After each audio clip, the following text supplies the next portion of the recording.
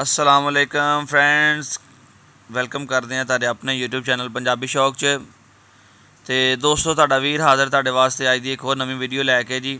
ਅੱਜ ਦੀ video Pakistani bully female ਤੇ high level ਤੇ ਹਾਈ ਸਟੈਂਡਰਡ ਦੀ ਫੀਮੇਲ, ਠੀਕ ਹੈ। ਜਿਹੜੇ ਦੋਸਤ ਕੁਆਲਿਟੀ ਨੂੰ ਸਮਝਦੇ ਨੇ ਉਹਨਾਂ ਵਾਸਤੇ ਇਹ ਫੀਮੇਲ ਦਾ ਹੈਗੀ ਜਨਾਬ। ਉਸ ਕਰਕੇ ਦੱਸ ਰਿਹਾ ਗਿਆ ਕਿ ਫੀਮੇਲ ਕੋਸਟਲੀ ਹੈਗੀ ਹੈ। 30 ਇੰਚ ਪਲੱਸ ਇਹਦੀ ਹਾਈਟ ਆ। ਲੰਬਾਈ ਤੁਸੀਂ ਵੇਖ ਸਕਦੇ ਹੋ ਕਿ ਚੰਗੇ ਵੱਡੇ ਅੱਛੇ ਬੁੱਲੀ ਜਿਹੜੀ ਇਹਦੀ ਲੈਂਥ ਲੰਬਾਈ ਹੈ, ਜਿੰਨੀ ਕਿ ਬਹੁਤ ਘੱਟ ਕੁੱਤੀਆਂ ਦੀ ਇੰਨੀ ਲੰਬਾਈ ਹੁੰਦੀ ਹੈ।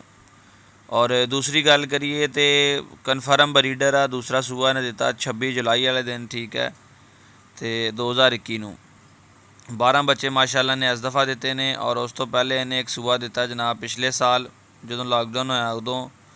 तो पिछले साल इन्हें लॉकडाउन मार्च या अप्रैल च इन्हें बच्चे दिते थे, मार्च दिते थे मेरे ख्याल इन्हें बच्चे। तो उदों इन्हें अपना पहले सूए दे 10 बच्चे दिते सी। वो भी बच्चे सेल किए। असी यूट्यूब पर वीडियो भी होनी है, मैं कोशिश कराँगा कि तुहानूं लिंक से अपना शेयर करदा तो डिस्क्रिप्शन के।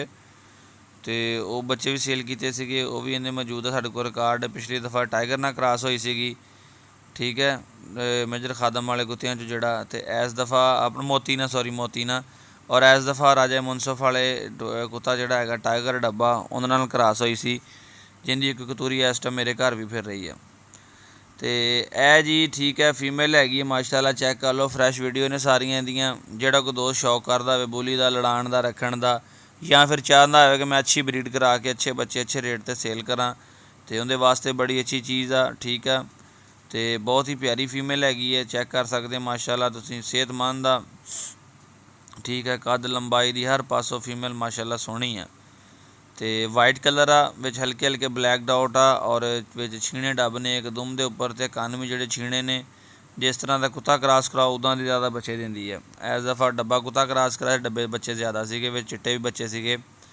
तो पिछली दफ़ा काला डब्बा सीगा, तो उदों छीने डब्बे बच्चे आए थे, तो काले डब्बे बच्चे आए थे। वो भी साढ़े को तस्वीरें वगैरह मौजूद है। पिछले सूबे का बच्चा 11 महीनों का बच्चा 32 इंच बन गया सीगा, वो भी साढ़े को डाटा मौजूद आंदा। जिस दोस्त ने लैनी है वह रबता करें, इंशाअल्लाह ताला पंजाब ही देवांगे। तुहानूं इजाज़त दिओ, अल्लाह।